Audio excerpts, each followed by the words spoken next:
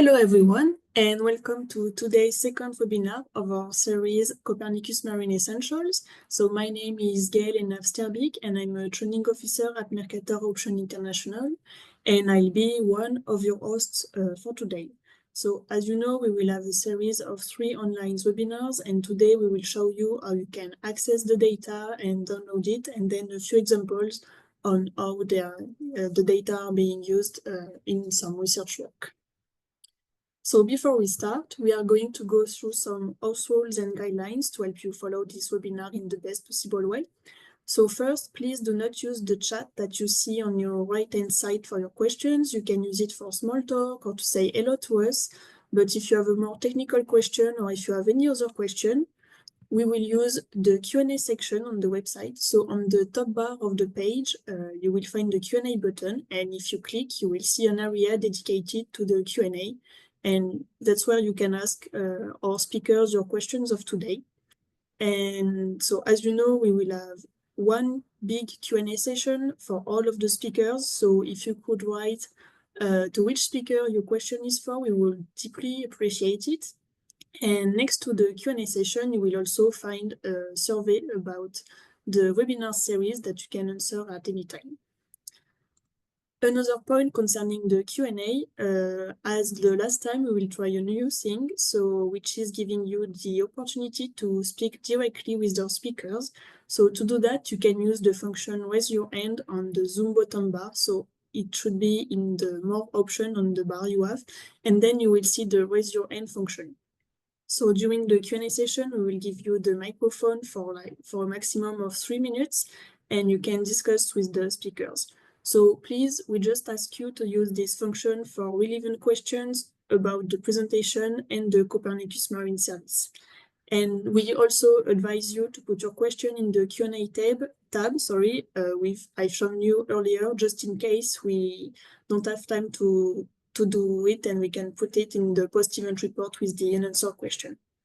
And now I will give the floor to the second host of today, Daria Andrievska from Noveltis. Hi, Daria. Hello. Hi, everyone. My name is Daria, as I've been presented. I'm from Noveltis, and I will be your second moderator today. And additional workshop guidelines we have to talk about is that on the website of webinar of a series, you can have additional guidelines for how to access to this event and the future one. Also, there's information about replays and certificate of attendance, and of course, frequently asked questions. And additionally, there's a tab which is called Resources, which has all the useful links about the Copernicus Marine Service and about, well, today's presentations and speakers. For the next point is our agenda for today. So here you see all the speakers for today. So you have me and Gael as moderators. And we're going to have 4 presentations and panel discussion and then a Q&A session. So first speaker is Valentina Junta, who is a product analyst from Mercator Ocean International. Then we'll have Anaïs Perrin, also from Mercator Ocean International, who is a user support officer. And then we will have our use case panel discussion with Protasios Mujida and Carlota Denzico. And well, I will present them also a bit more in details after. So we will move to our first speaker, Valentina, who's going to present you the catalog and products overview. Valentina, you here? Yes, thank Great. you, Daria. So I'm going to share my screen. Okay, so hopefully everybody can see my screen now. So good morning to everyone. I'm Valentina. As Daria said, I'm a product analyst at Mercator Ocean International. And today what I'm going to show you is just an overview of the products that we offer in Copernicus Marine Service. And also we are going to dive a little bit into the catalog so you will have more information about how to search for specific products. So the way that we divided our offer in Copernicus Marine is in 3 big families, what we call blue, green, and white ocean. So the blue ocean are all the variables that are related to the physical state of the ocean, such as currents, sea level, and so on.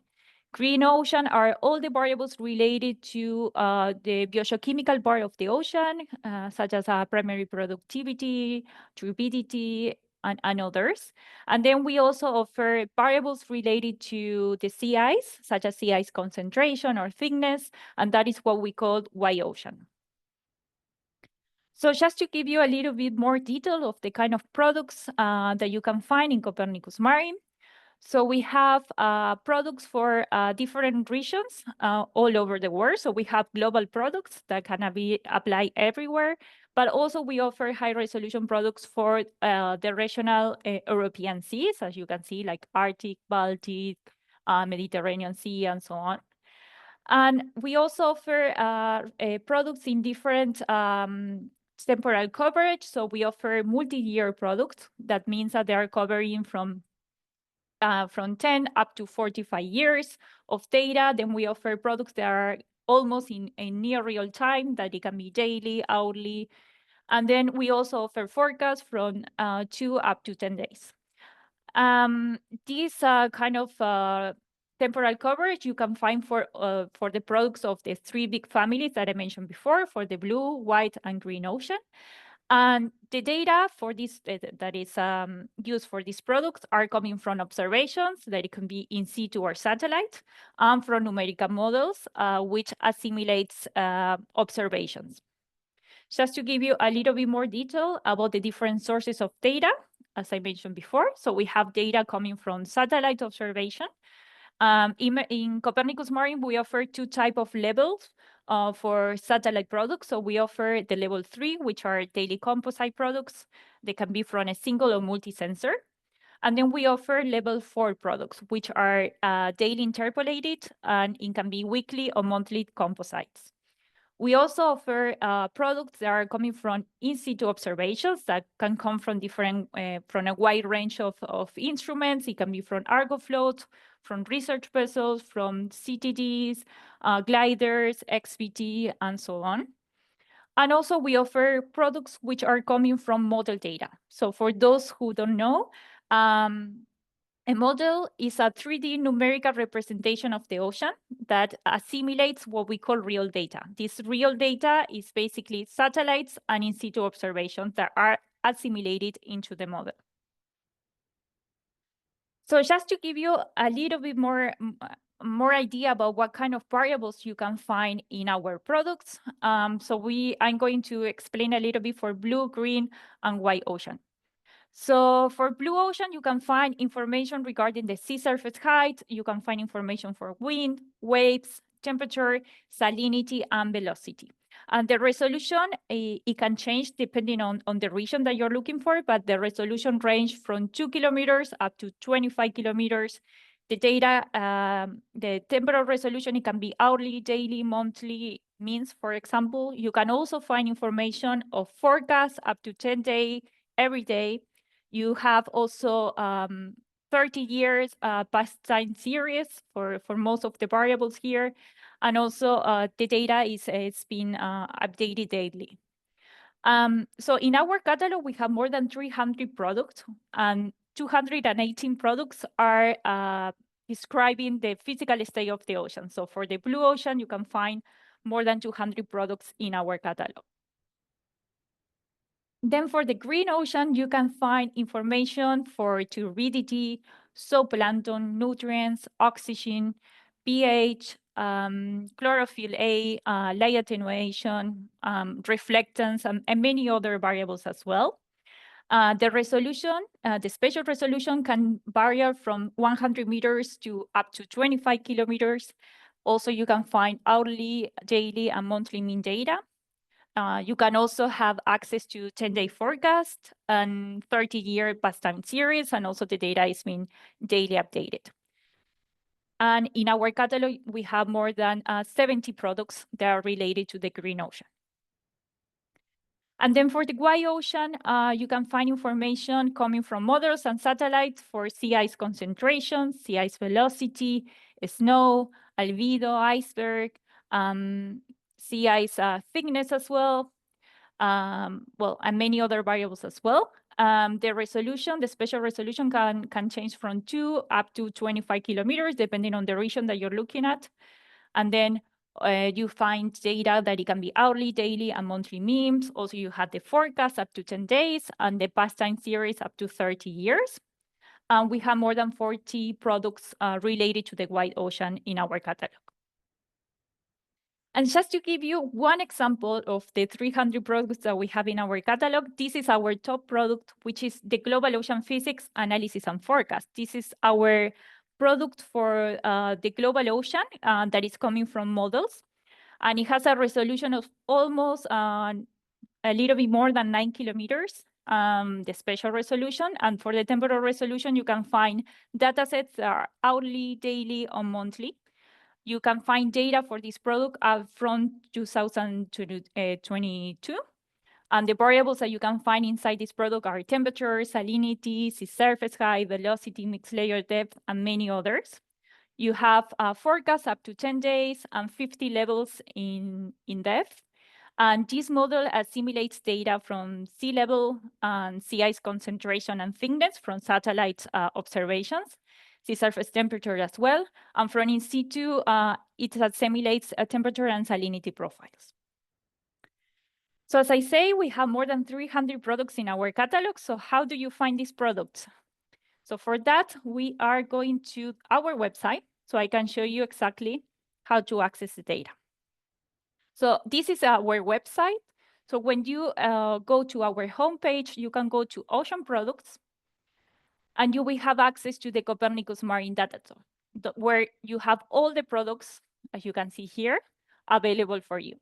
So the best way to find the product that you're looking for is use our filters that we offer here. So you have filters for free text search. Let's say if you want temperature, you just type the variable that you want.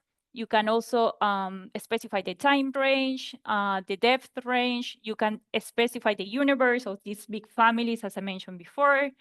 You can also have some variables already in the filter section. So you can select this one if you're looking for velocity, salinity, or another variable. You can also specify the area that you're looking for, the temporal resolution, and the sources if you're looking for numerical, in situ, or satellite observation. So let's say that I'm happy with this product. So once you click in the product, you will have access to the product information. So first, you will have an overview about this product. So it says what kind of product it is. And then from here, you will have directly access to the visualization tool to visualize the product. So let's say that you're not sure that this product will suit you for your research or application. So you can go and explore the product in our visualization tool before downloading it. And then here in this tab, you have a lot of information associated to the product. So you have the notification part, where it informs improvements or if there is any problem with accessing the product, the data access to download our product with the different data sets. And something that is very important is that you have access to the documentation. This is very important because each of our products has their own documentation. So you have the product user manual, which contains information regarding the different data sets that you can find in the products, when this data set is updated, what kind of variable you can find within each data set. So all the technical information associated to the product, it can be found in the user manual. Then you have the quality information document and the synthesis quality overview. Those two documents explain in details the quality information of these products. So if it's, in this case, the product is a model, so we have information regarding what kind of data simulates the product, what is the simulation process as well. So everything related to the quality of the product, it can be found here.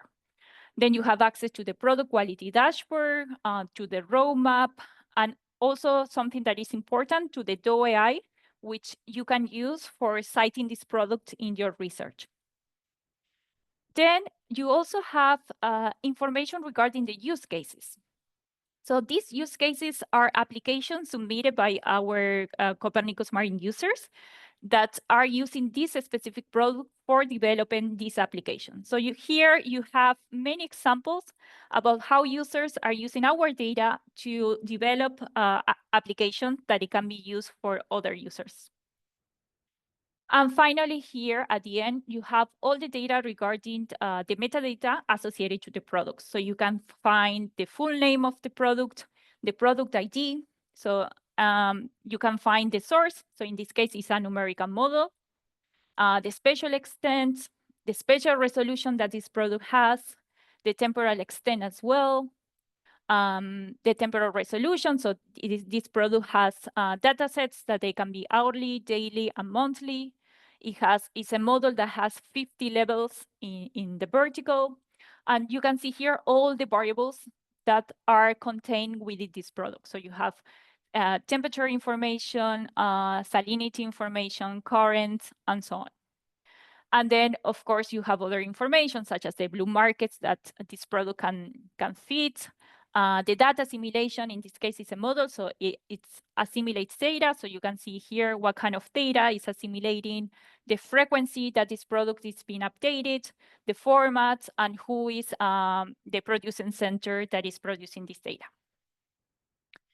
So as I said before, when you go to the Marine data store, please use the filters to try to filter the data that you want. And always check the documentation that is associated to the products because it has a lot of information that is useful for you to understand what kind of product you are looking at and what is the quality of this product. Okay, so I think that is all from my side. I'm going to stop sharing my screen. Thank you, Valentina. It was very nice presentation. And now we are moving to next speaker. It's Anaïs Perrin, and she will present you, well, two topics together. It's going to be demonstration of MyOcean Pro Viewer and also demonstration of Copernicus Marine Toolbox. Anaïs, you hear us? Yeah. Okay, great. We hear you too. Yeah. So I will share my screen. Okay, hello everyone, I'm Anaïs. I'm a member of Copernicus Marine User Support Team. For this training, I will show you how to easily display the data on a map. So for this, go to the Access Data tab, and then click on Ocean Visualization here. So you have access to our three different data visualization tools, the MyOcean Learn, the MyOcean Lite, and the MyOcean Pro. So let's start by exploring the MyOcean Learn. Okay, so this visualization is designed for the beginners in data exploration. It provides a global visualization of each variable over time. You could observe the sea ice, the salinity, the temperature, the current, the chlorophyll, the waves, variables over time. So you can also stop the scrolling and even choose to view a data at a specific date. You can choose the rendering quality, HD or SD, and display type, 3D or 2D. This interface also includes educational contents. Here, for example, learn more. It's provide informative videos explaining how the oceanographic machine works. However, it's not possible to download the data from the MyOcean Learn, nor to generate an image from this visualization. So let's take a look at the MyOcean Lite. So here you have more freedom in the choice of variable to display.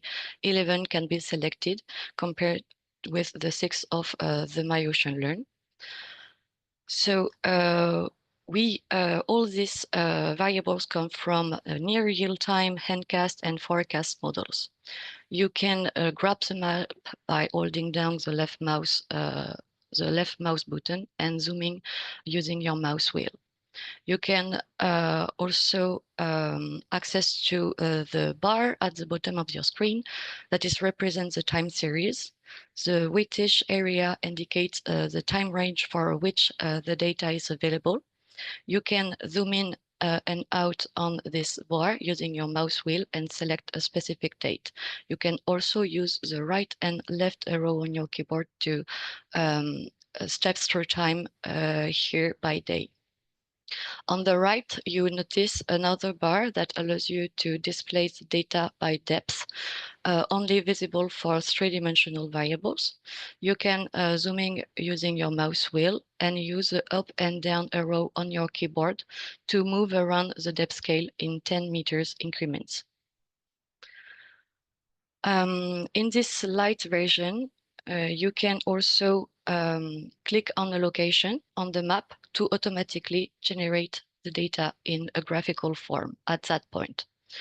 To access this option, move your mouse to the right edge of the graph where the 3 dots will appear, and we'll then be able to adjust the graph by defining the time range to be considered.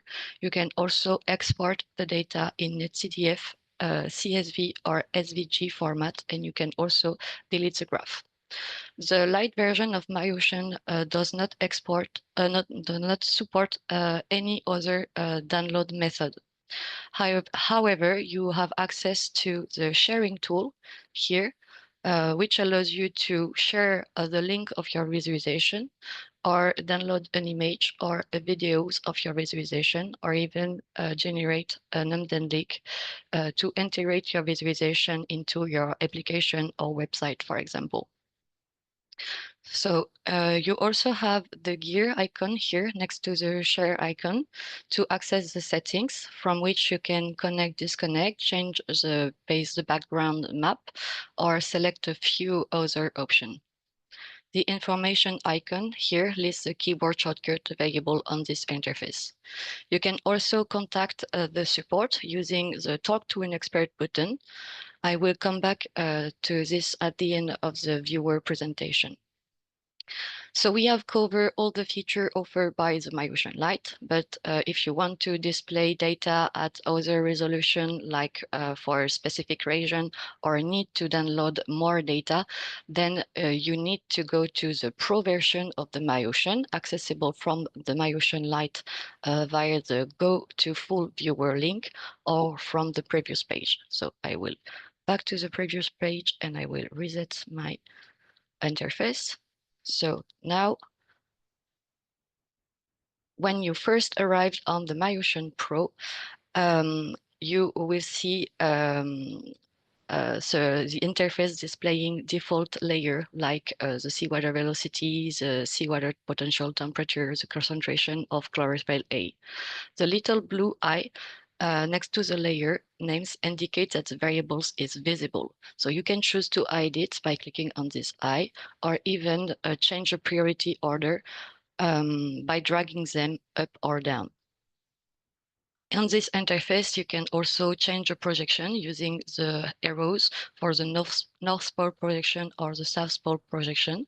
You can also click on the map and drag it. You can zoom in and zoom out using your mouse wheel.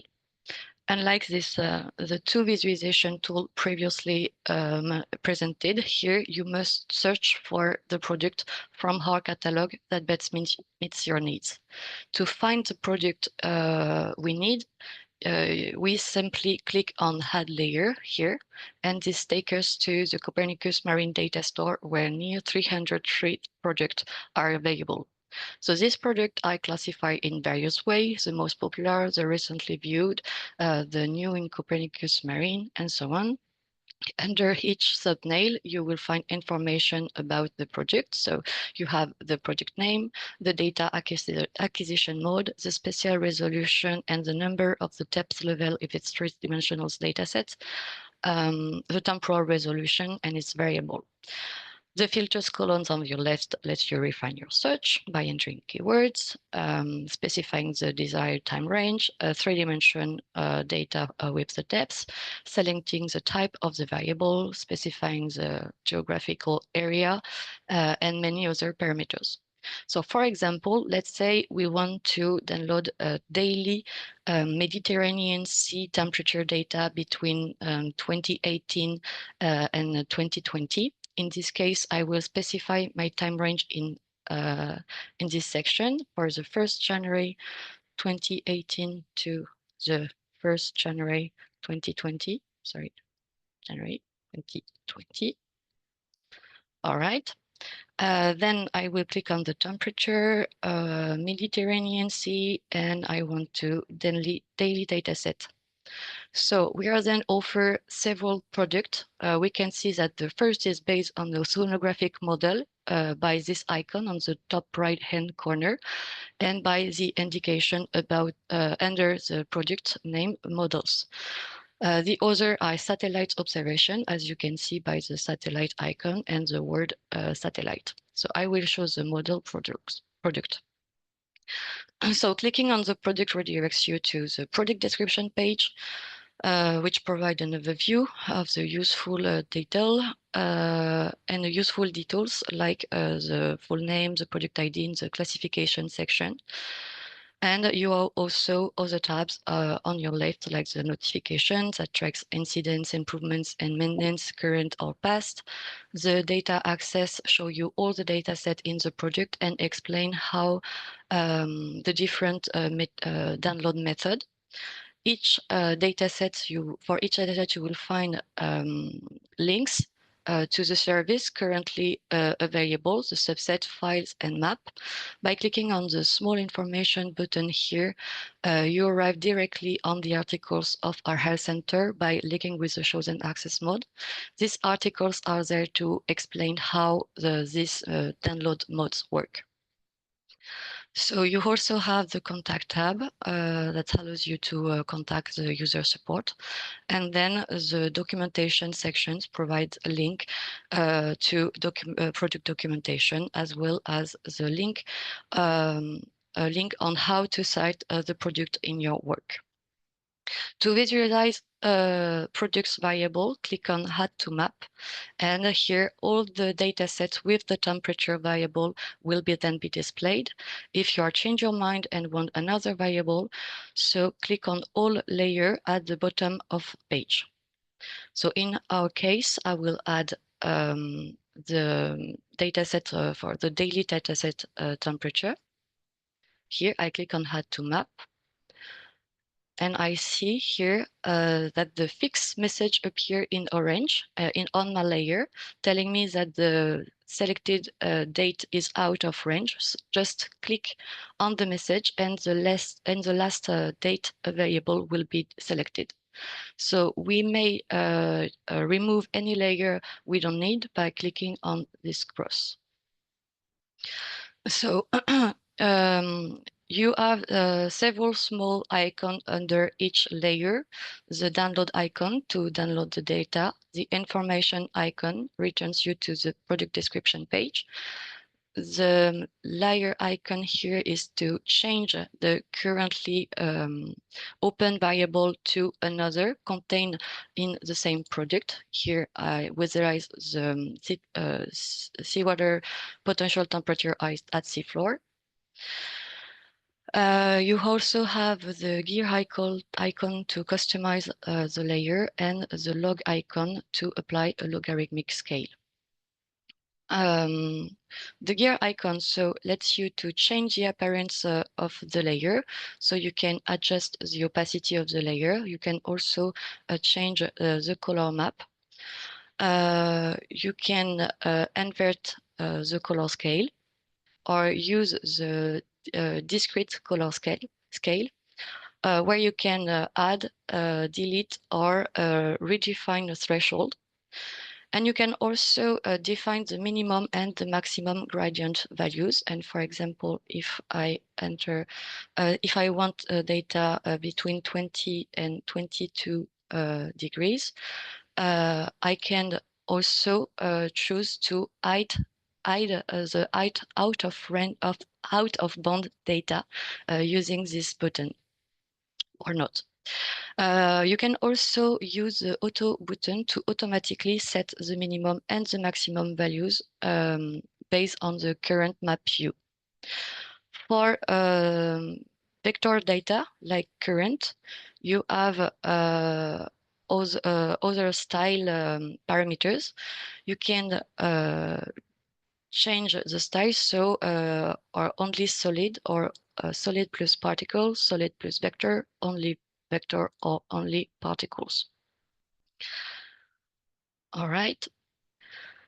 So you also have at the bottom of your page, you will find the time bar, and the whitest line here indicates the common data of availability for all the open layers. You also have the depth scale on the right-hand side of your screen, and if you have at least one layer with three-dimensional data. Above this depth scale, you have the object. Object can be created like point, line for transect here, or area. All right. So each object generates the graph, and its object shows its coordinates. For transect and area, you have the transect length for linear object and the area surface for area object. You have also the values of all available variables open in your ITFS, or an average for line and areas, but also the minimum and the maximum values of this object. As with MyOcean Lite, graphs are generated automatically, and you will find same configuration and download option. So I just want to clean my screen a little. Under the object creation, you will see an import feature. This lets you import geometries into the viewer. You have access to predefined geometries. Here in the recent tab is a shortcut to recently open geometries. You can also represent a geometries in a WKT for a geometric information system. You can also import a GeoJSON or a shapefile. For example, here I want to delimit the Adriatic Sea marine ecoregion. So I click on marine ecoregion, and I select the Adriatic Sea in geometries and import it into my visualization.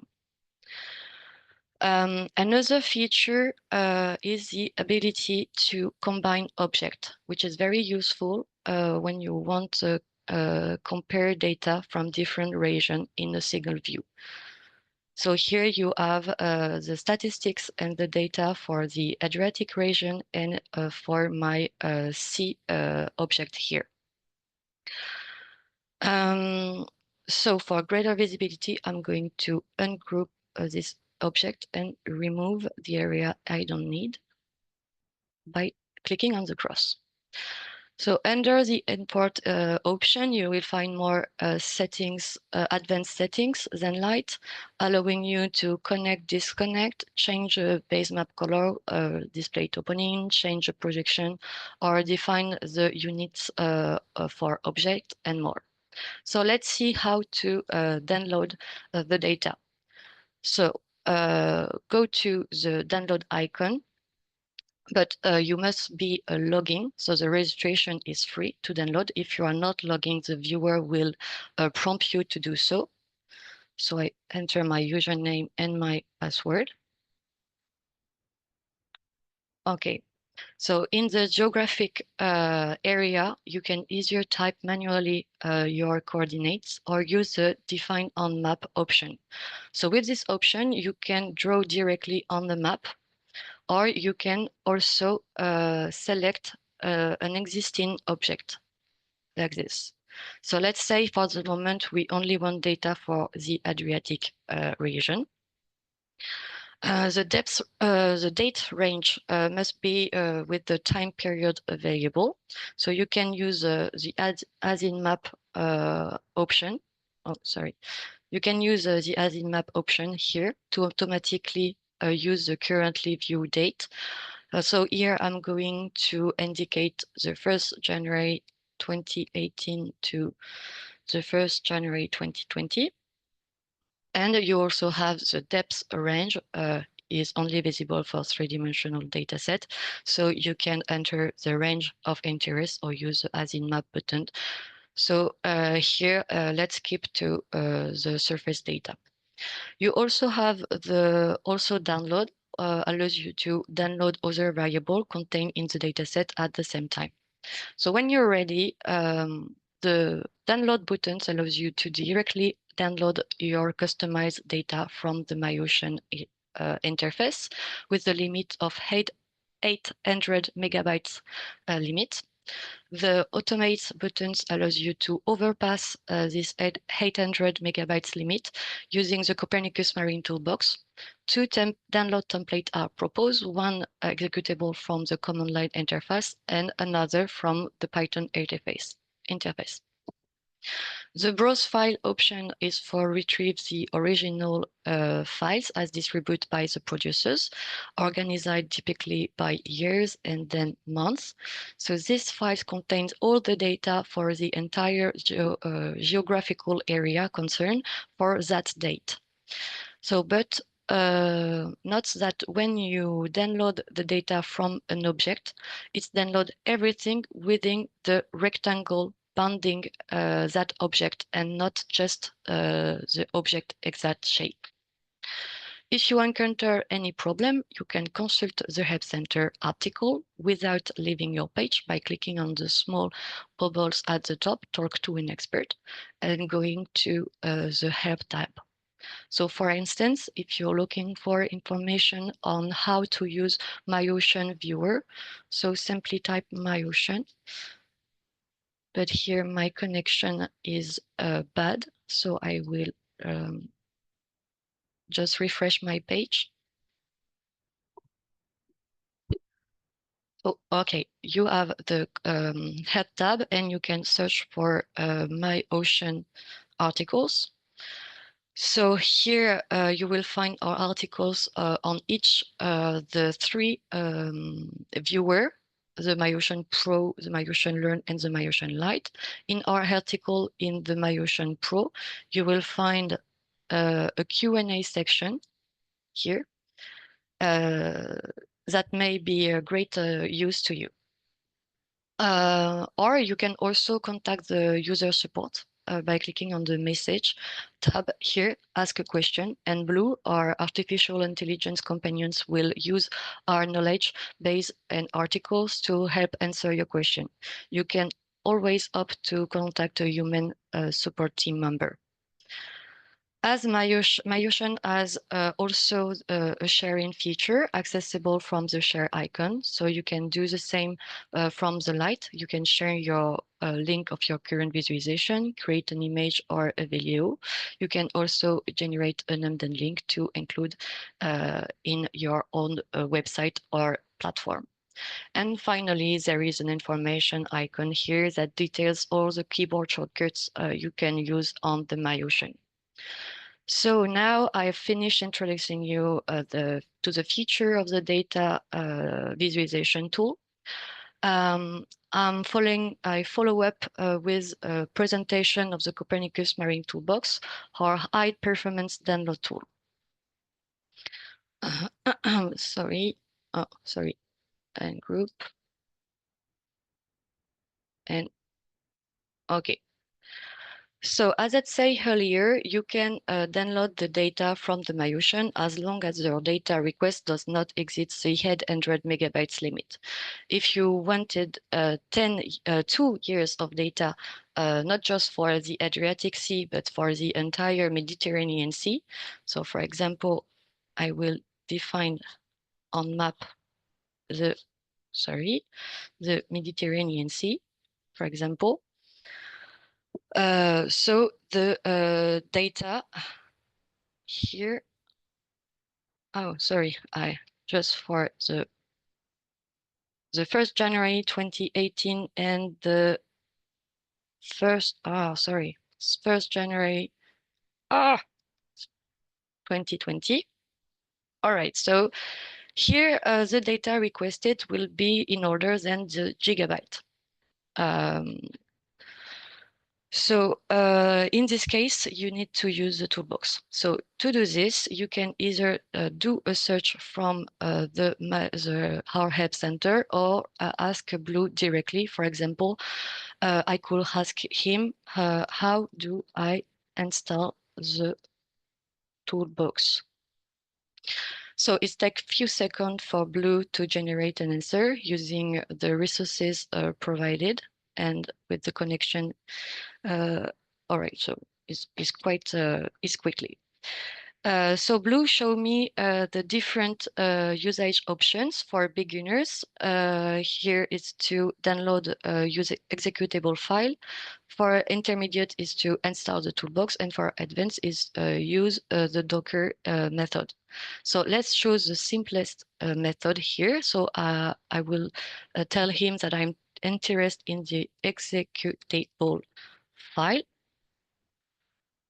for example. So as I'm streaming, and internet connection is a bit slow. So here Blue answer me with the procedure, but I don't. It doesn't give me the link to the to download. So I will ask him what's the link for the executable file for Windows. Sorry for my typo, but Blue will understand what I'm saying.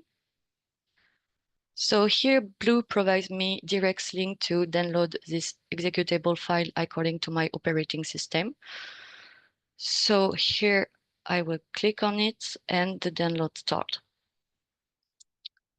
So I could continue to talk with Blue so he can guide me with the next steps, or I can also directly consult the articles he used to answer me in the source here, the Copernicus Marine Toolbox executable no installation article.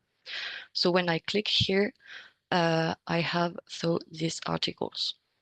So the advantage of using the toolbox executable is that if you no longer need to use it, you can simply delete the file from your computer, and that's it. No need to go through the install process. So in this article, I followed the step 1 to download the file, and the step 2 is to open my command prompt. So on one Windows here, I have to press the Windows key plus R and then tap CMD. Okay. So now my prompt then open in my main directory, see user's username. So a quick tip, you can also right click on the folder containing the executable file and open it here in a terminal. So now I open my prompt. The step 3 is to, I need to go to the folder where the previously download file is located, my download folder. So I will copy and paste the line marked into my prompt, and I see that I'm now in it. So from now, I can use the toolbox in prompt without limitation. So I will return to the MyOcean for retrieve my request here. So I click on Automate button, and I will copy the command line interface template and paste it into my prompt and then execute. So as this is the first time I use it, the toolbox will ask me for my Copernicus Marine credential to continue the download. So I will show you the logging function later, so you don't have to fill in every time you download data. So here I fill in my username and my password. So be careful because the password is hidden. Here we have information message appear. The first indicates the version of the data used. The second indicates the part of the data set selected. And I see message saying that the latitude here and longitude dimension exceeds the dataset coordinate. This doesn't matter as the toolbox will still download all available data in the requested area. So here the downloading starts, only a few seconds left, and that's it. My data is downloaded. I can check it into my download folder here. So at the end of this presentation, I will show you how to visualize your data simply with a little freeware. So for now, let's say that I've made a mistake and I want to change one or more parameters of my query. I can either modify my request directly on MyOcean in order to generate a new one with the new parameters. The advantage is I'm sure that I'm asked for available data. Or I decide to modify my request directly in a prompt. So I will just clean my prompt. So little tips in prompt: to automatically rewrite the last command, use the up arrow on your keyboard here. And then you can hold down the control and navigate the command using the left and right arrow of your keyboard. So be careful to enter parameters for which there is available data. In this presentation, I won't explain how to use the toolbox in Python, as using the executable file is designed to be used mainly in command line interface. I have only show you how to use the toolbox to download subset data using the subset function here. However, the toolbox has a number of other functions that I may also prove useful. So like the logging function, which allows you to automatically create your own encrypted identification file. So you don't have to enter your Copernicus Marine credential every time you run a download request. Demonstration, simply write Copernicus Marine logging. As before, the toolbox will ask me for my login details, my Copernicus Marine username, and my password, which will be hidden. So be careful when you write it. And I just have to wait. Okay, here, my username and my password. And once that's done, the identification file can be found in your main directory, your C username, in the .Copernicus Marine folder, and the identification file is .Copernicus Marine credential. I will just check it into my main directory. I found the .Copernicus Marine folder, and here there is my identification file. So another function you may need is the toolbox get function. It allows you to download the original data as supplied by producers. You can access this data from the browse file button. So here, one data file contains all dataset variables at all depths and covers the entire geographical area over 1 day for daily and hourly dataset, or 1 month for monthly dataset, or 1 year for annual dataset. So let's say I realize I actually wanted all the data for the 1st July 2010. So here I'm going to turn to the get function. For each toolbox function, there is a help option that you can consult by simply typing Copernicus Marine followed by the function you are using, get, and then --help. So this help show you all options for each of these functions along with their description. And while the prompt is showing me the help, I'm going to check whether the data file exists for the 1st July 2010. So I know that the file exists and I know what it's called. Now I can build my query.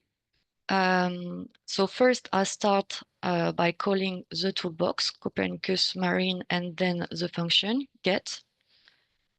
And in the get option here, the only mandatory option is the dataset ID here. So here, just E for short, it's just for located the dataset where to find the data. So I will simply copy the dataset name here, and I will write I for short and paste the dataset. And now I have to add a filter if I don't want to start download all the data in the dataset. So in the help, I saw here the filter option allows you to do that. So I'm adding the filter option, and I'm going to write, 2010 July here, and I'm going to write the date, the desired date. So 2010 7/1, and add an asterisk at the end to indicate that there are other characters following it. So now I'll enter.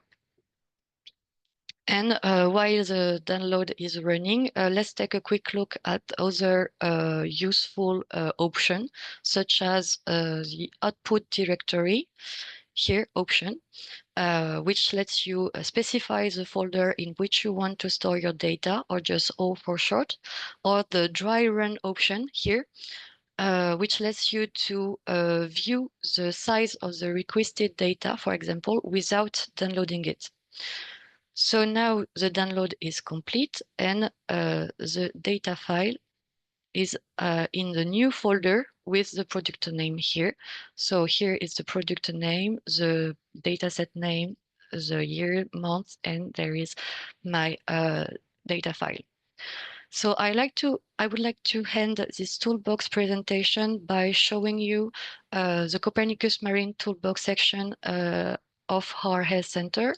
So go to the user corner and then the help center here, and scroll down a little and click on the Copernicus Marine Data Download collection. Now you have to scroll down a little more to access the Copernicus Marine Toolbox collection. And here you will find all the articles about this tool. You will find the Getting Started with the Toolbox section with the introductory articles and details on usage and installation. You have also the main functionality subsection, where you will find articles on each toolbox function for command line interface and Python, like the describe function for exploring the catalog and the metadata. You have also articles about the subset function, the get function, and you also have the open dataset and the read data frame function, which can be used to open the dataset remotely without downloading it, but can only be used in a computer language like Python. You also have the use case subsection, show you how to use the toolbox with R and other programs. You will find the troubleshooting and FAQ section useful, which articles on troubleshoot in case of errors or problems, and the FAQ articles answering the most frequently asked questions. As I say, the Copernicus Marine Toolbox can be used in two ways. Directly on the command line interface or through the Python interface. Although the toolbox is primarily designed for Python, it's remained open and compatible with other common programming language such as R or MATLAB, so you don't need to be an Python expert to use it. As you will see in my colleague Leila's presentation, it's the next training session. As I promised, I will show you how to open and view the downloaded netcds file quickly and easily. So I will ask Blue here. I will ask Blue how to visualize my netcds file. So here Blue will summarize all the information we have in the Help Center to answer this question. So here Blue, first recommendation here is to use Panoply, a little freeware lets you to open and create data map with just a few clicks, and Blues indicate other method for opening and visualization, but I won't go into them here. For more detail, I click on the Panoply article in the sources. And here you have the table of content, take us step by step through the process of opening and visualizing data. It's include a tutorial video and a Q&A section. Don't hesitate to take a look. You will find an article. You will also find a link, sorry, to download the software. I've already got Python installed on my machine, so I will open it by doing a search, Panoply. Okay. As soon as it's run, Panoply will open a Windows for me to select the data to be opened. So here by default, it's search for file in my download folder. I find my data file and open it. So to display the temperature plot, I just right-click on the variable theta and then create plot. And several types of plot are then proposed. I want to focus on the data zone, so I select color contour using longitude for x-axis and latitude for y-axis, and then create it. The result is a visualization of the data for the entire Mediterranean. A plot control here windows will open, allowing me to navigate through the data. For example, in time, I can directly select the date to display it. And if I had downloaded depth data, I could change the depth here. So this little side presentation on Panoply and the one of the toolbox are now finished. Don't forget that you can ask a Blues question at any time and choose to contact a member of the human support team if Blues answers doesn't solve your problems. Many thanks for your attention. Thank you, Anaïs. It was a very good presentation. We will have questions for you for sure, but a bit later after we have presentations of our speakers. Right. So now we are moving to use case panel discussion, where we have two speakers. The first one is Pratasios Mochida, who's gonna present you his work. He is a water quality and hydrographic lead in Kelp Blue. And the second one is going to be Carlota Densico. She's a PhD student at National Institute of Oceanography and Applied Geophysics. So first we will give floor to Pratasios.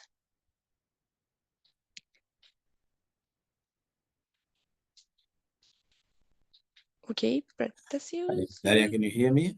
Yes, I can hear you, and we can see your screen. Yes. Okay. Great. Thanks once again for the invitation. Just an introduction, my name is Pratasios Mochida. I'm a hydrographic water quality lead at Kelp Blue, Namibia. I'm just going to share with the panel, in the webinar, basically the biogeochemical baseline and the impact of monitoring giant kelp in Namibia, Lüderitz. Maybe just a little bit of introduction of what Kelp Blue is all about. We are growing a giant kelp, Macrocystis spirifera, off the coast of Lüderitz, but we also have operations across New Zealand as well as in Alaska, where we harvest this kelp at the top part of the canopy and we let it to regrow for different products, including biostimulant that is available in different markets. But then on the business model, the bigger picture is basically to grow giant kelp to sequester carbon as well as to boost biodiversity, as giant kelp plays a big role as habitat for a lot of marine biodiversity.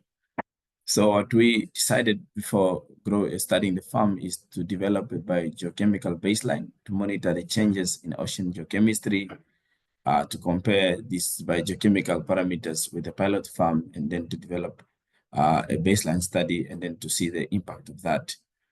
So to do that, we created a reference point, looking at the parameters at the farm, as well as to benchmark that with how the kelp forest, after it's introduced in the ocean, how it impacts basically what was there before the farm and after the farm, as well as to assess those impacts to build and develop our carbon dioxide removal model that we designed. So we did that using both in situ loggers, but we realized at the extent of the work that we do, that we also needed satellite data. That's when we came across the Copernicus Marine Services. So from there, our aim is to incorporate the satellite measurement and machine learning to measure the impact as we scale up the farm at a large scale. So this is just the area where we are working with a farm. We have what we call a pilot site, which is further north of Ludrets. It's my laser, just somewhere here. We have about 6,000 hectare farm, and then we have within near the port of Ludrets, we have another farm in Shearwater Bay. So what I was explaining earlier, so we have about 6,000 hectare here, and then about 400 hectares in the near shore farm where we are growing this giant kelp. So what we do is we use different in situ measurement, from the probes to the sensors that are deployed. We also collect sediments, basically to look at all of the parameters that are, there's the biogeochemical parameters, in fact, to say, of the farm. And then from the sensors, we then extrapolate this data with satellite using different statistical softwares to model our output. So this is just an example of some of the work we do. We have a tilt current meter at site that basically measures the current meters and the heading of the velocity. And then we look at Copernicus to basically do the qualitative comparison, as well as I mentioned earlier, we are looking at expanding the farm at a high scale. That in situ measurement will not suffice on its own. We need something that is of a higher span of measurement. Similar with nutrients, we collect nutrients and then we look at Copernicus data, and then we see what are the correlation between the two. So just in summary, that is our case study that we've been doing. We are still doing further, and we look forward for more other opportunities on how we can use Copernicus basically to assist our design of our farm, and as well as to monitor our changes, the changes of the farm within the Ludrets upwelling cell. With that, I just want to appreciate you. Thank you so much. That ends my presentation. Thank you, Protasius. And now, Carlota, we are ready for your presentation. Yes, I will share my screen.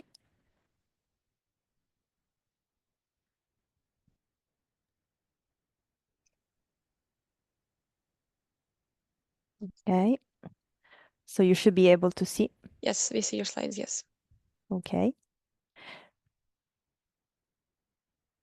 Okay, so thank you again for the invitation and for the little introduction. I'm Carlotta Dentico, and I'm a third-year PhD student from Ca' Foscari University of Venice, and I'm now currently working at the OGS, the National Institute of Oceanography and Applied Geophysics. And my research project focuses on the analysis of the carbonate system in the Southern Adriatic Sea, which is a little basin in the Adriatic Sea in the southern part, and to do that, I use data coming from different platforms. So the main aim of my research activity is related to a strong need in the Mediterranean Sea of investigating carbon dynamics in deeper intermediate water formation areas. And regarding the Southern Adriatic, it is one of the most important region. And since there is these gaps in the research, very few papers have been published. We wanted to investigate the sequestration rate of CO2 and the role played by this region as a sink or source of CO2. steady area is represented by this yellow square here in the figure on the right. And in this region, which is characterized by complex ocean dynamics, so not only convection process, but also the interaction of different water masses, as you can see from the arrows represented in the figure, there is an observational site, a surface buoy and a deep mooring called E2M3A, from which we retrieve most of our observations. So as I said before, for answer this research question, I use data coming from different platforms. So samples from oceanographic cruises that have been performed by the OGS in the region. Then I use surface PCO2 data and pH when available from a high-frequency probe, which is deployed in the surface buoy of this regional facility E2M3A. And the sketch of this observational site is represented by this figure. So as I said before, there is this surface buoy and deep mooring, which help us to measure not only biochemical variables, but also physical variables and currents.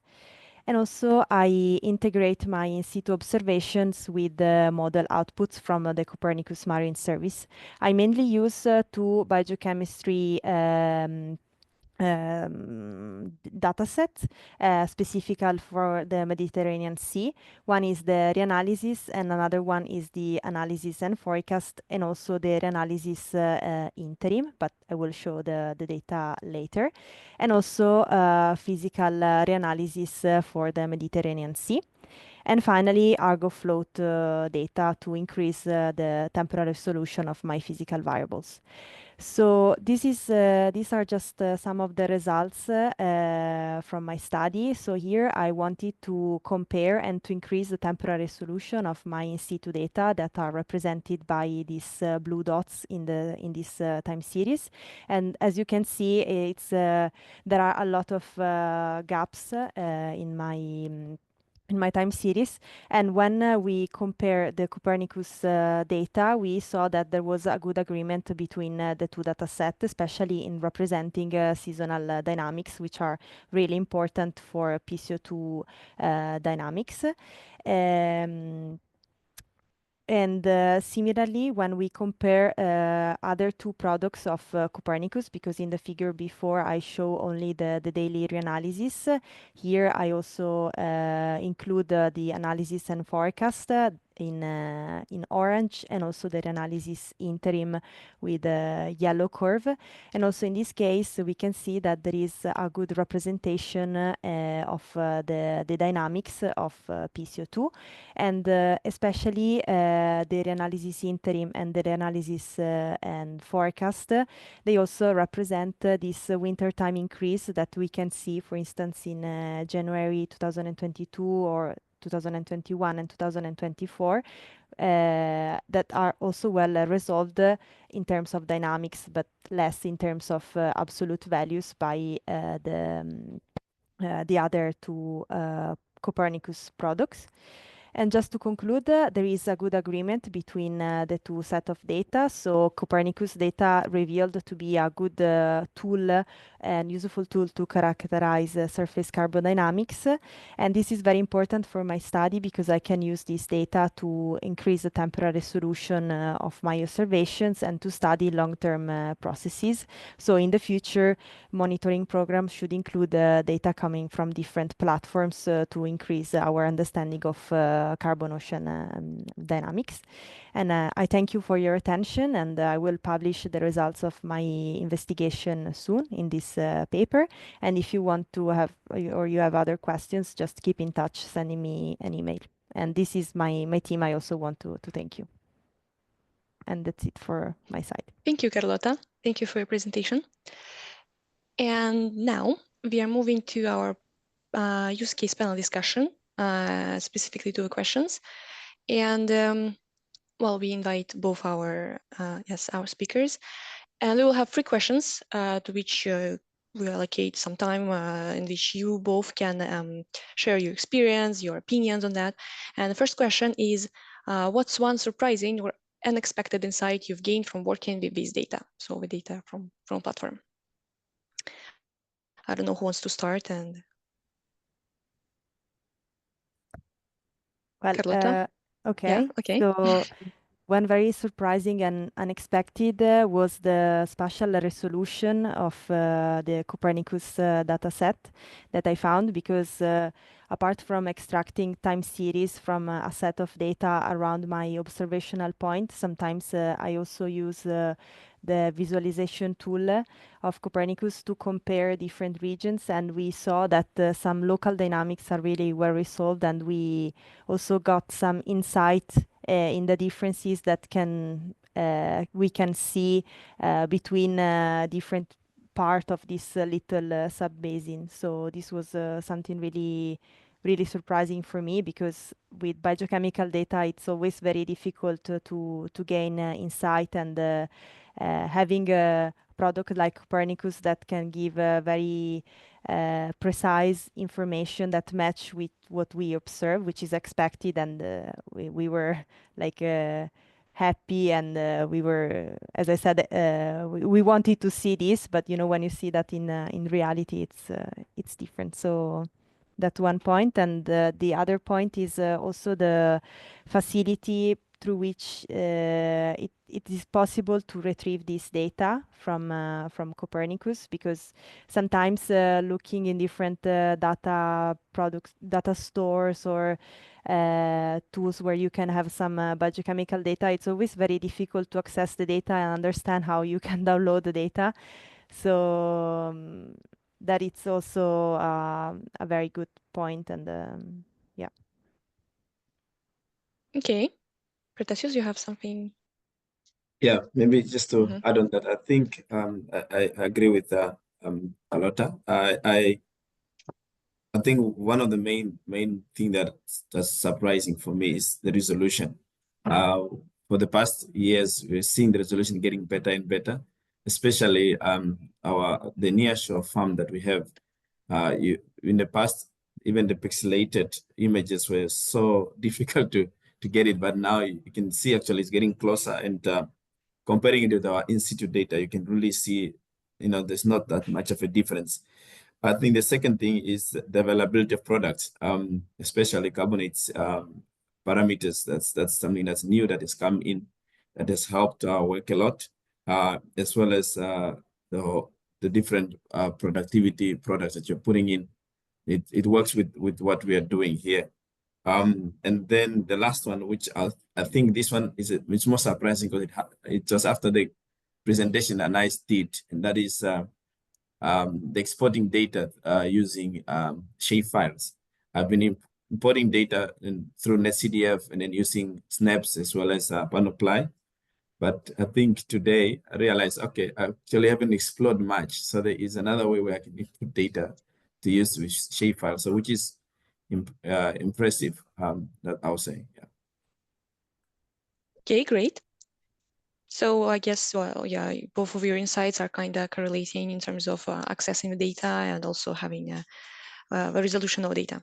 So we can move to the second question. And the second question is, what are some exciting trends or developments in marine data analysis that you are keeping an eye on? Well, for me, I have 2 points. One is merging the data coming from different platforms. I think that now it will become more and more necessary for ocean, because in the past, or so far, most of our observations have come from research vessels or cruises. But I think this will become more and more difficult for different reasons. So the timing and also the costs. So we will rely a lot on autonomous platforms and sensors. And we always need to check about the quality of this data that will be integrated in ocean models. So merging and controlling data coming from different platforms, I think it will become more and more necessary. And also I'm looking about neural network approaches that for my study are quite important since, as you saw, I don't have a lot of observations. Cruises have been performed, but covering the whole water column for many years and for different season during different season in a year, it's very complicated. So these tools can really help to reconstruct some carbon variables and thus increasing the temporal and the spatial resolution of some carbon parameters. And finally, the presence and the increase of open data platform. So as shown, as has been shown by Anais, also the Copernicus visual tool, it's something that can make ocean data more accessible and they can easier be read by the ocean community, even by people that just started approaching with this topic. So this is very good that data are becoming more and more accessible than in the past. Okay. So, Protasius, what's your opinion? Or maybe you agree with Carlotta, or you have something else? No, I think I'll just add on what she mentioned. I think for me, two main things that are exciting, I'll call it development. The first one is the forecast. It's very, very exciting for us, especially doing offshore work. There are times where the weather patterns are a bit not in your favor, so it's a bit difficult, but instead of having gaps in your data, you have data that's available that basically able to make you make very informed decision. And then the second one, I think I focus more on the monitoring aspect that we do, but we also have the structural integrity of our farm, where we work together with engineers that need models. So the availability of numerical model plays a very important role for our hydrodynamic team to basically develop models that are communicating to my team on how the structural integrity of our farm and within the whole port of Lutres is. So it's more than us, it's more also we're able to communicate to our stakeholders on how things are working. Okay. Okay. So, Carlotta, you have something to add? Respond to Protasius. If not, we're gonna move to next question. No. Okay. Okay. Yeah, just to have maybe you have some exchange. Okay. So for question 3, which is our last question for this panel discussion, is if you could improve or add one feature to Copernicus Marine Service platform, what would it be and why? This was really difficult to answer because, as before, I think that Copernicus it's very complete and it's very easy to access the data. So maybe what I found nice in other data store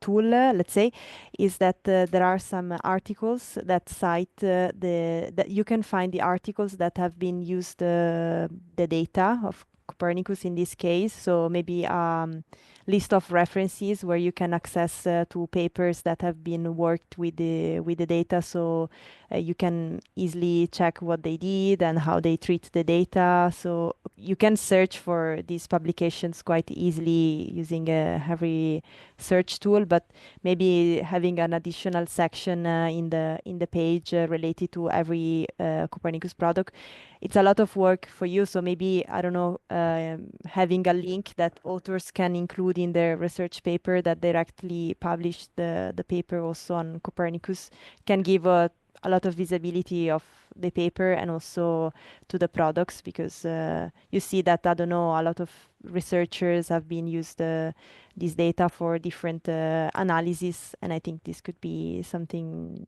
that can add a value of to these data sets. Okay, yeah. I agree that yeah, there's a lot of information for each product, but yeah, maybe for researchers as like you, yeah, it could be useful to have kind of examples of how his data is used. Yeah, even though there are use cases on Copernicus Marine Service website but use cases, yeah, not always they are related to articles. So yeah. And Bertasius? No, I think my sort of addition, perhaps it's a wish list, and that is the I'll call it the biomass basically inspection, and that is more looking into NDVI, or perhaps basically having an now I'm coming the aspect as a kelp farmer, and many times we use drones, normal RGB drones, or we use hyperspectral drones, but it would be nice to see if we can also have sort of that real-time data or some historical data of how the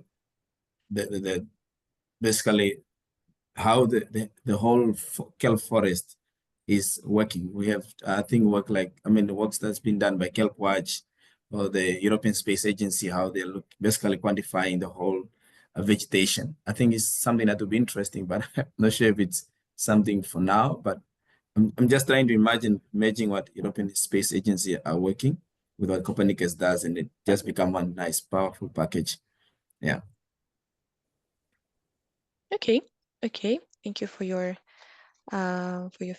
input. And well, if you have nothing else to add, we can move to next part.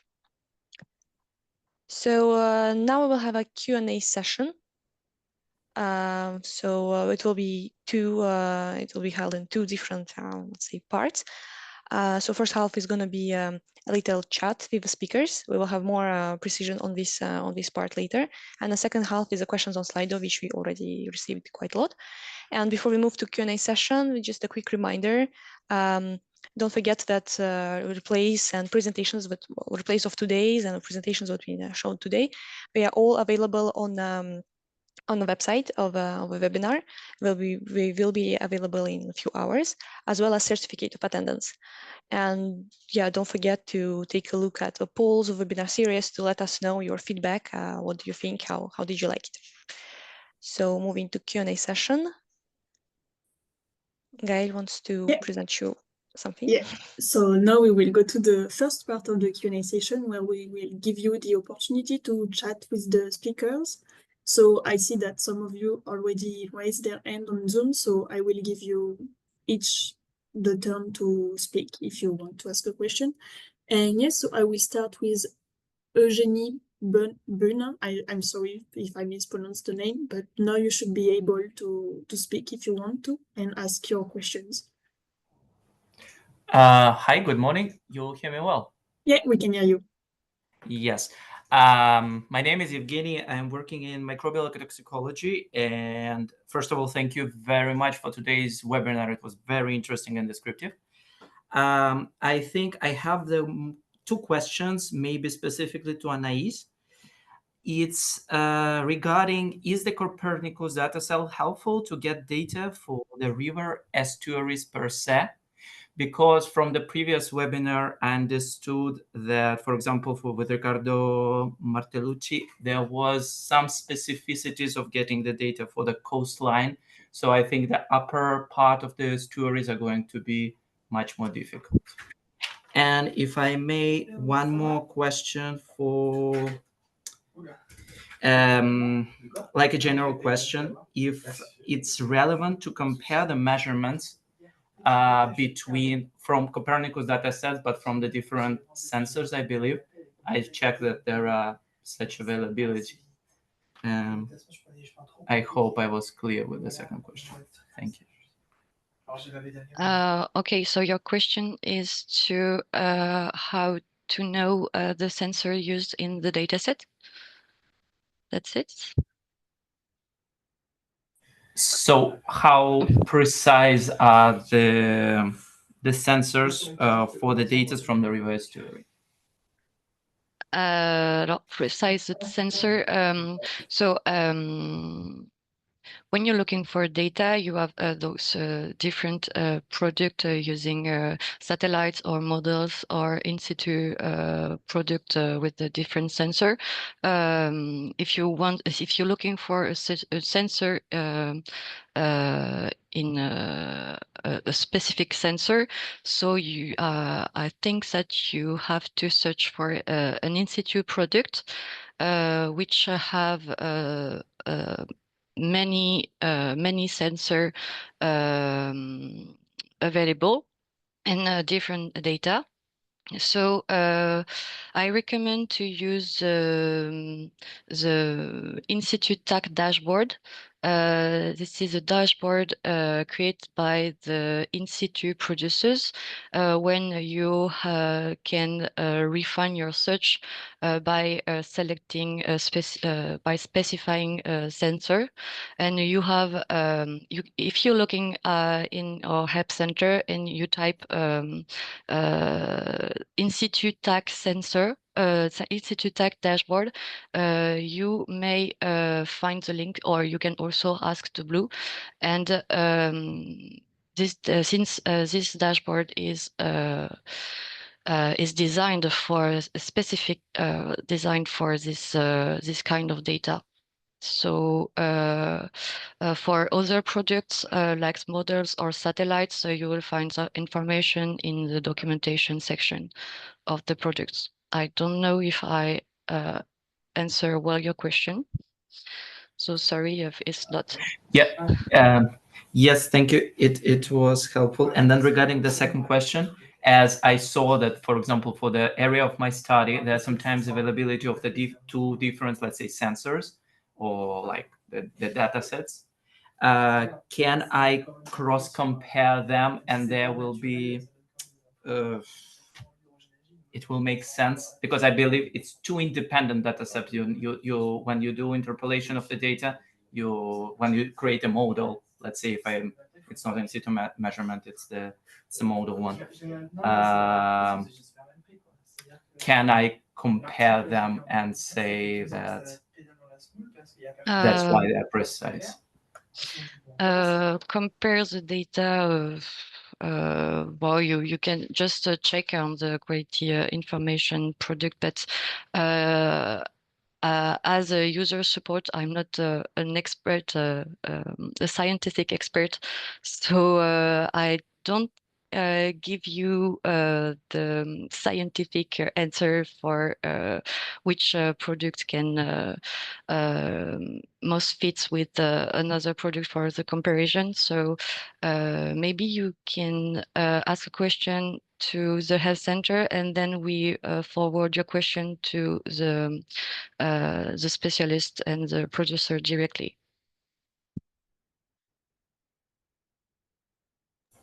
Many thanks. Sorry. You're welcome. Okay, thanks a lot, Eugenie, sorry. So we had a few other, oh, okay, so I have another. And okay, so now it should be the turn of Abiola. You should be able to ask if you want. Yes, thank you so much. I'm very happy to be on this platform. My name is Abiola Ayoncheme. I'm from Benin. I'm director of OSS Project Benin. So we are very happy to be at this platform, and we are happy to collaborate with Copernicus Marine Services. So my question is about bias corrections. When I hear Anais talking, I was very, very happy because we can see the very soft data like this. So I know how it is difficult sometimes to make the satellite data treatments.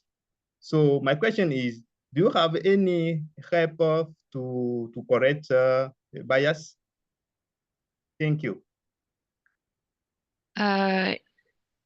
Yeah, so if I have other, sorry, I don't hear well the word. I think it was about how Yes, the data yes. is checked? Yeah, I'm talking about the bias corrections. If you download the satellite data, you have to process. How do you have any tools, tutorial that can help to correct the bias? No, sorry, we don't have any tutorial to correct the bias. I don't think so, but I can check with my colleagues and to search for your question. Okay. Yeah, I would After, also say no, because we have plenty of tutorials available on the website, but they are more like how to plot a map and everything. And maybe some of them have like a cell that explain how to correct bias, but I'm not sure which one if we have. So I can put the link to the tutorial webpage on the chat if you want to have a look. Yeah. But yeah, we won't have an explicit one saying, okay, now we will learn how to correct bias. Okay, fine. I will appreciate. Thank you so much. You're welcome. Sorry, Thank you Gael. for your good presentation. Yes, thank you. I would like to add that for this also it's very important to go to the quality information documents, because it explains exactly what kind of correction, for example, for satellite products, the producers already did. And also it can give you more information about what kind of corrections you need to do depending on the region that you're working on. So try to go to the quality information document, because probably there is a lot of information there that it can help you to understand what kind of corrections you need to do. Okay, great. Thank you. Thanks, Valentina. Yeah. Okay, so we will have time for one more question. Oh, wait, we will see, but we will go to the next question. And the next speaker. So now I'm giving the floor to Nidhi Gopal. Nidhi, if you want to speak, you should be able to. Yes. Can you hear me? Yeah, we can hear you. Yeah, I have one question to Anas, ma'am. Besides Python and R, which other programming languages have you used for data visualization in this? And second question, are these projects accessible every year, or do they run for specific duration during which the parameters like temperature, pressure, and others vary? And last question is for Carlotte, ma'am. How is dissolved carbon dioxide measured with the required range? Is it similar to BOD and COD oxygen measurements, or is there any specific technique for this? Okay, so for your first questions, besides Python and R, NetCDS data can also be visualized using MATLAB, Julia, or small programs of such Panoply or Snap application or QGIS. We have an article in our Help Center entitled How to Open and Visualize NetCDS files, which summarize all the different options. And for your second questions, what do you call projects? Does your question concern the project? Yes, the project which you were mentioning in your presentation. Okay, so the majority of the products are available all year round. So only a few periodic sea ice products have no data in the summer period. So the projection ceases for a few months. But the majority of the products are available all year. Okay, thank you. Thank you for answering. You're welcome. And yeah, maybe for Carlotta's question, I don't know if you have an answer to provide to Nidhi. Yeah, can you just rephrase a bit your question? I didn't understand very well what you want to know specifically, please. Since you have mentioned the carbon dioxide measurement, so I want to know the technique behind the measurement, like how is dissolved carbon dioxide is measured within the required range. I mean, for example, if there is a particular range in which CO2 needs to be measured, is it similar to BOD and COD oxygen measurement, or is there any specific technique for this? Well, for the carbon dioxide, dioxide, we have an autonomous sensor, which is a membrane sensor from Proceanus that measure the PCO2, while and gives you already the output of this value, but there is no specific range. While for the discrete samples, what you should do is to there are some instruments that can measure the content of CO2 in the water. I think it's gasospectrometry that you can use. Otherwise, what we typically do, since it's a very complicated technique and not all the labs have these instruments, it's easier to reconstruct or recalculate this parameter starting from a pair of other two carbon variables. In our case, we use pH and total alkalinity.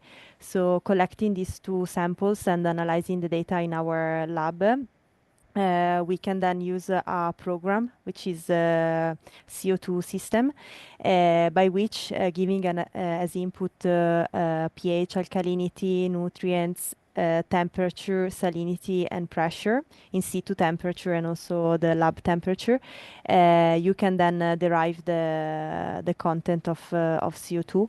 And for the ranges, no, there are not specific ranges of measurements, let's say. I don't know if I answer your question. Okay, yeah, I got my answer. Thank you. So thanks, Carlota and Mehdi. We will go to someone else. So next question, and it should be so Anusha Lapmali. Sorry if I mispronounce your name again. So yeah, Anusha, you should be able to speak if you wish to.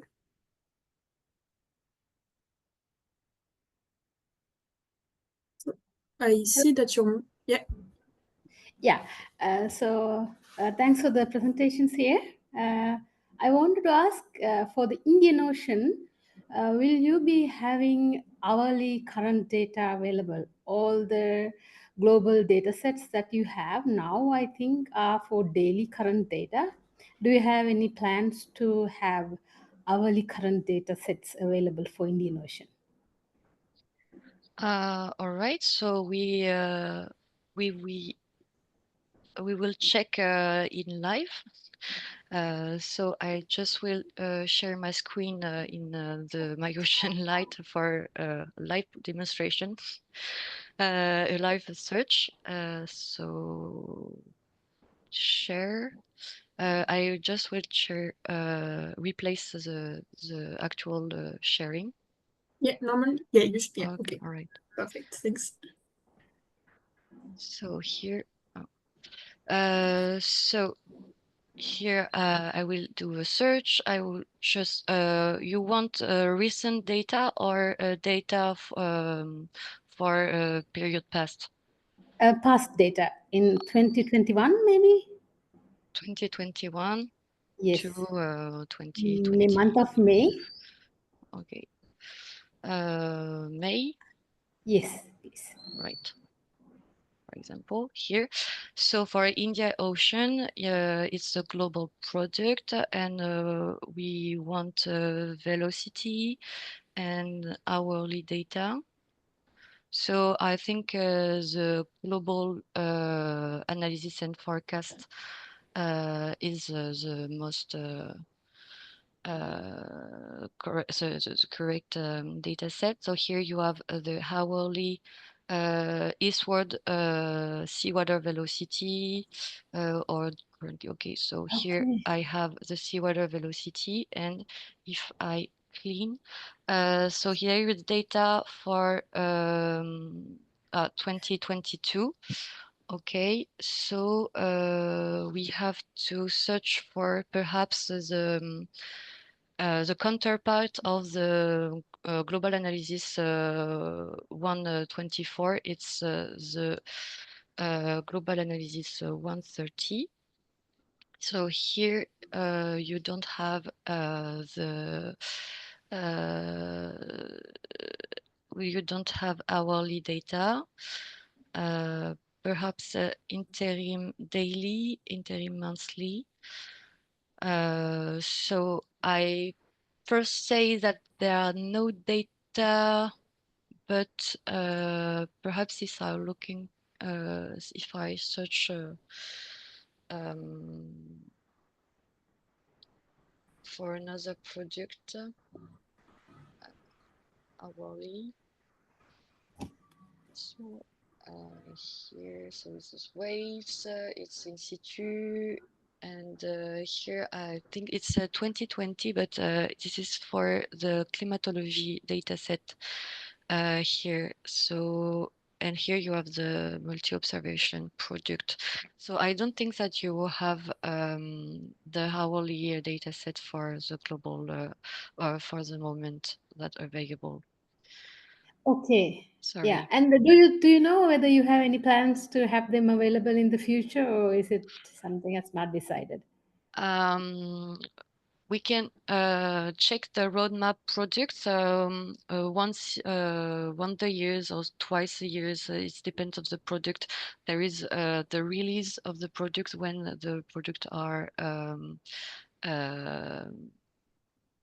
updated with other data sets or other variables and so on. So I will check with the producers and we will answer your questions after this webinar. But you can ask your question to the help center maybe, and Okay. we will check with you after. Okay, perfect. Thank you so much. You're welcome. Thanks a lot for your question, and thanks, Anais, for the complete answer. We will do some more question with the microphone on. So I will give the floor to Carmindo. I don't know if you can hear us, but you should be able to open your mic and ask your question if you want. Good morning. I'm Carmindo Mbangin from Mozambique. I'm a student at Eduardo Mondlane University. I'm conducting a study related to the assessment on vulnerability in coastal erosion and sea level rise in Mashish. Mashish is one of the city of Inhambane province. So I'd like to have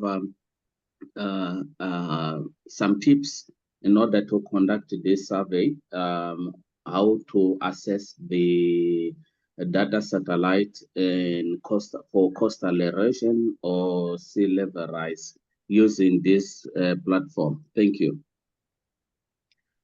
So you want sea level rise? So you have to check the sea level, sea surface 8 variable, and sorry, what's the next parameters? Yes, another thing is related to the coastal erosion, so that we can measure the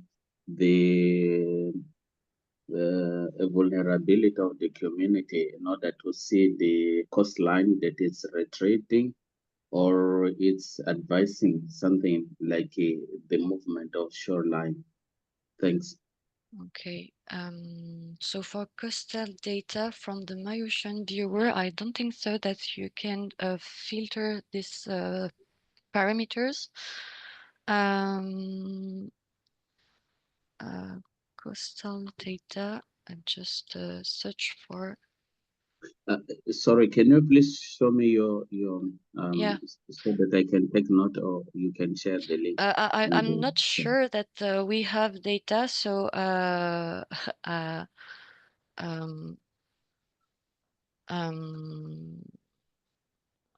so sorry, I'm looking for coastal data, but I'm not sure that there is in the catalog. So I'll just search on my side before sharing my screen because I'm not sure. So for coastal data, I think we can also put the questions you ask Armindo on the side, and then we can provide a better answer for you if you want. Yeah, of course. Yeah. Perhaps there are ocean color products. Well, I just will share my screen a few minutes.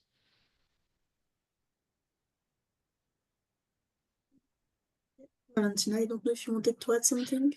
Yes, Okay. I would like to add that there is also something that is called Copernicus Coastal Hub, which is a collaboration between all the Copernicus services. And this Coastal Hub, what it has is specific products from the different Copernicus services that are that can be relevant for coastal areas. So I will suggest you also, besides checking, of course, Copernicus Marine, you will find a selection of our products that are relevant for coastal area in the Coastal Hub as well, and also other products that are coming from the other Copernicus services that can be relevant for you. So I will suggest also checking this besides Copernicus Marine. Yeah. Yes, of course. The Coastal Hub here, this website, you can check if there is data availability, that you have the URL here. We put the link to the Coastal Hub in the chat in case if you want to take a look for people to see. Okay.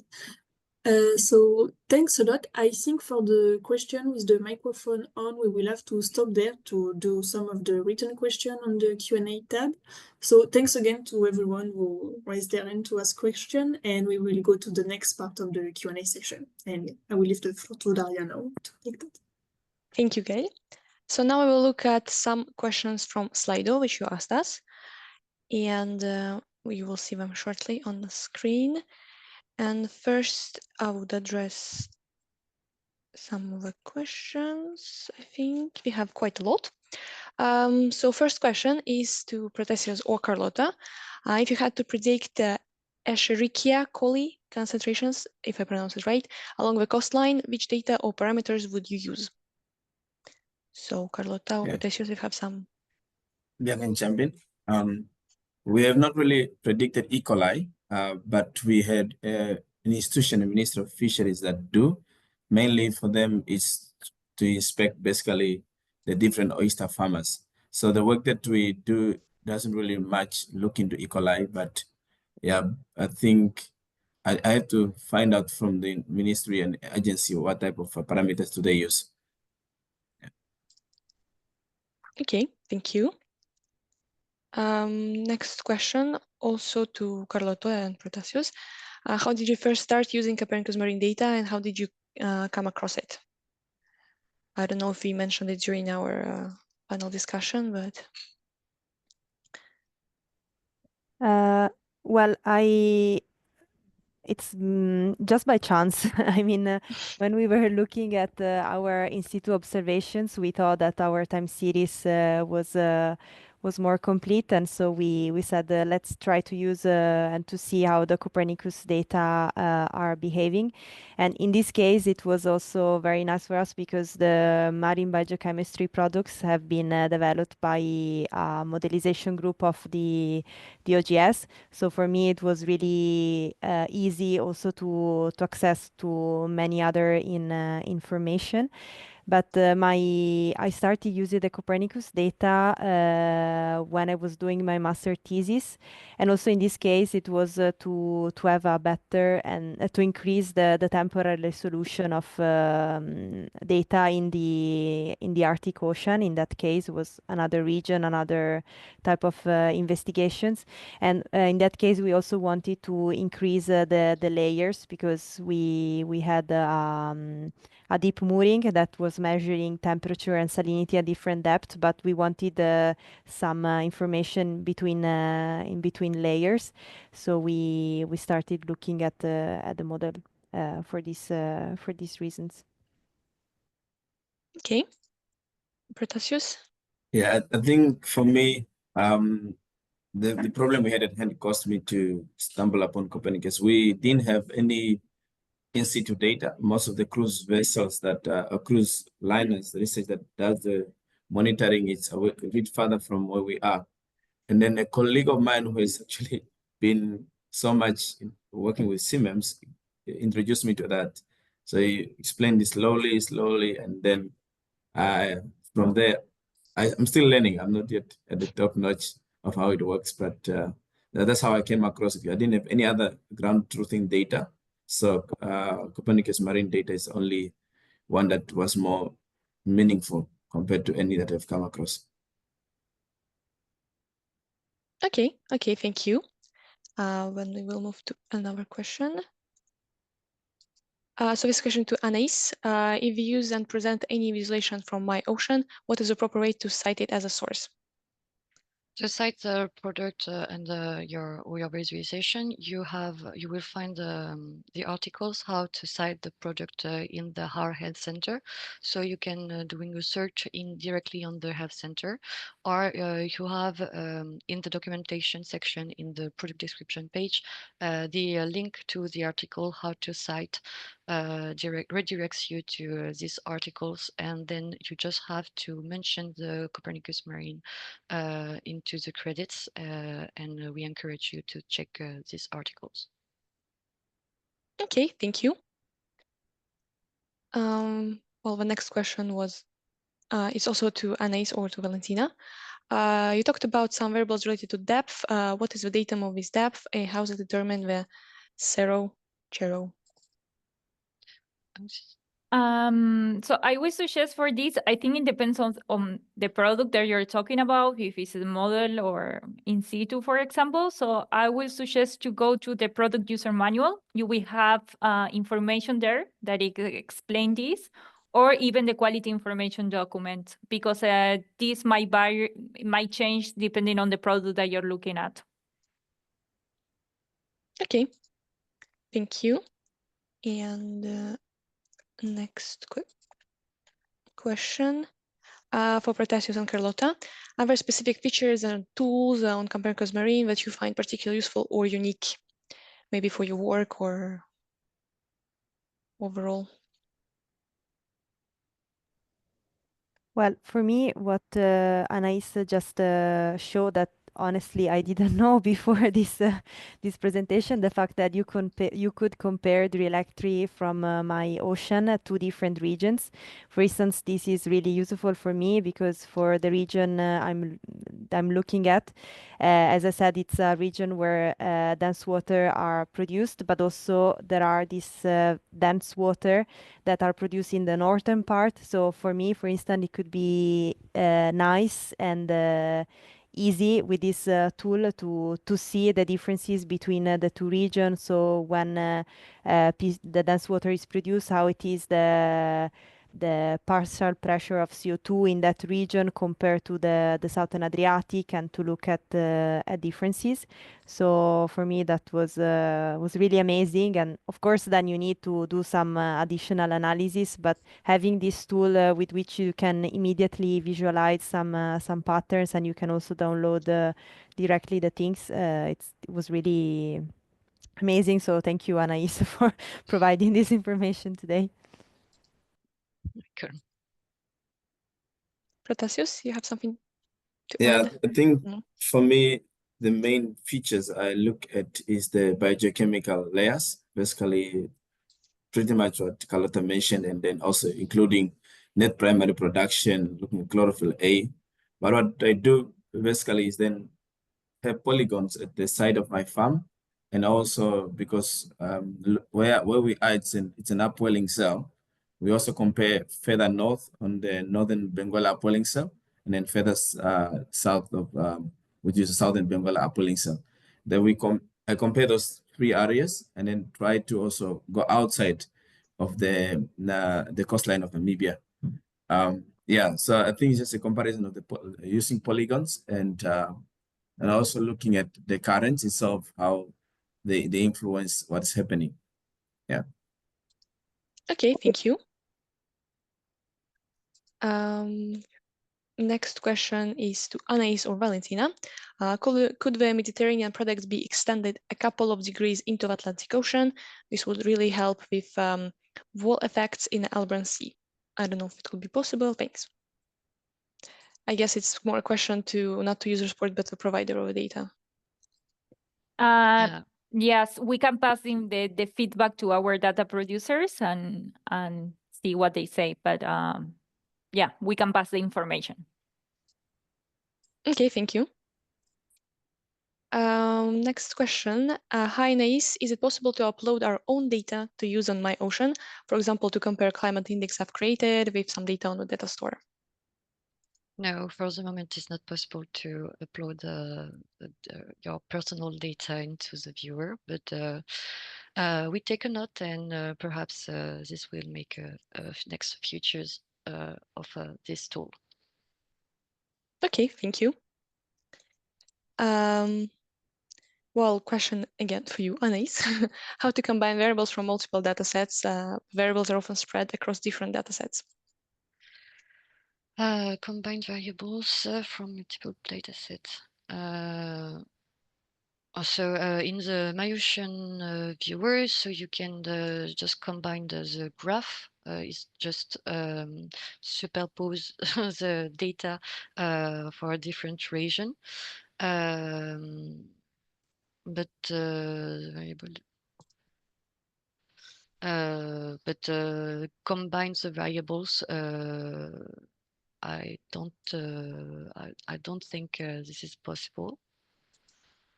So I just have to looking for the answer after this webinar, and we will answer your question later. Sorry. Okay, thank you.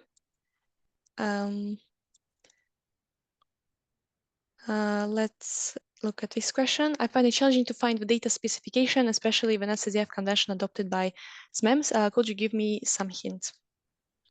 Yes, I would suggest reading the product user manual because it is explained there which convention is used and adopted. So each of our product has their own documentation. So I will go to the product user manual to find this information. Okay, thank you. Next question is there any coastal bathymetry data available on a data portal? I think that you should see in the Coastal Hub website provided earlier, but in the Siemens portal, like the data store catalog or MyOcean viewer, it's not possible, I don't think. So that's it, the Coastal Hub website. Okay. Okay, thank you. And well, next question we have is what programming language and tools are used to build MyOcean visualization tool? I don't know if it's a question for you though, but I don't know exactly how how language and tool are used to build MyOcean, but we have a Q&A section in our article introductory to MyOcean viewer, and we have the question at the end, and we already answered the question. Like, could you provide further detail regarding the role of content delivery? And we provide some answers. And for this question, we will add it into these articles, and we will check with the Rivalent team to answer it and add this answer into our article. okay, thank you. I guess this question, maybe we even discussed it a bit with raise a hand. So how to access data from archives, for example, seawater speed is not available before end of 2022. How could I find access to early data sets? I think it's quite related to what we already discussed, but yeah, you have the near real-time project and multi-year project. We have the counterpart of categories of product. So you can check in the multi-year product, and if you're looking for past forecast, so you have to ask directly to the producers, and for this you have to discuss with the user support, and we will pass your question directly to the producers for check if the data, the archive is already available. Okay, thank you. Next question, Stupratasius. How often will you measure carbon sequestration in the kelp farm, and is there historical data for comparison? Okay, thanks. So we instead of saying we measure carbon sequestration, is rather we measure all the carbon components. So we start with seawater, which we have this historical data, and then the ongoing water quality measurement that we are doing. We collected data before the farm was developed, and now we're busy with the impact, looking at what is the trends that are changing with the farm being in there. And also there is, I just want to summarize it. There is still, so this work that we're doing, it's more of a collaboration with different institutions, with the Kelp Forest Foundation that focuses basically on cutting edge research, where they also partner with University from King Abdullah University in Saudi Arabia, as well as we have a team in Cambridge that's basically doing the model, where we are still collecting data. So historical data, I will not call it we have, because the farm is not more than 5 years, it's just about 4 years. So we're still on the developing data as well. Okay, thank you. And the next question, I think, is also could be mostly for you. I want to assess the site suitability for seaweed farms on the Kenyan coast. Which data sets should I use? So maybe I think, the first thing maybe will be like what type of seaweed, because every seaweed have their different suitability. I think that's important, but there are 3 major things that I will recommend. The first one is your nutrients availability. So we have chosen luterates because it's of the upwelling cell, where the rich nutrients, water is brought to the surface, and then it keeps remineralizing. And then the second one will be the temperature. So Microcystis prefera, the species we are growing here, grows in the range of 9 to about 16 degrees Celsius. So in the colder environment. So in the aspect of Kenya, I think you might probably look at more of warmer temperatures. So there's a different type of species of seaweed you're going to grow, which means Microcystis probably will not be growing there. And then lastly is the substrate, meaning most seaweed have a holdfast where they hold on to grow, just like plants have a root structure, but this is not really a root, but more of a foothold to stand on. So some coastline are completely sandy, so it's difficult for some of the seaweed to attach to grow. So then you have to either develop something to give them an attachment. Yeah. Okay, thank you. And I think we are running out of time. So thank you very much, our speakers, to provide us with these answers. Thank you, participants, for your questions. There are some questions, of course, that are left, but we will do some post-event report, including your questions and answers to them. And just a reminder once again that we have a website for this webinar, for this event, in which you can find replays of this event. We will be available shortly, and also polls. So you have your Q&A tab in which you can actually share with us your opinion or your feedback on how it was for you, what did you learn, and how do you find it. And also, of course, the certificate of attendance is also there on this website. So yes, don't hesitate to go to visit this website. And of course, little reminder to join us for the last session. It is a session number 3, which is how to use marine data. And it will be held on 29th of April at the same time at 10 a.m. So thank you very much for your participation, for being here. Thank you very much to our speakers for the presentations, for the questions, for answers. So yes. And if Gail wants to add something before we leave. No, that's all from me. So yes, thanks again to everyone and have a nice day, and we see you in 2 weeks. Bye-bye. Bye-bye. Bye. Bye-bye, everyone. Bye.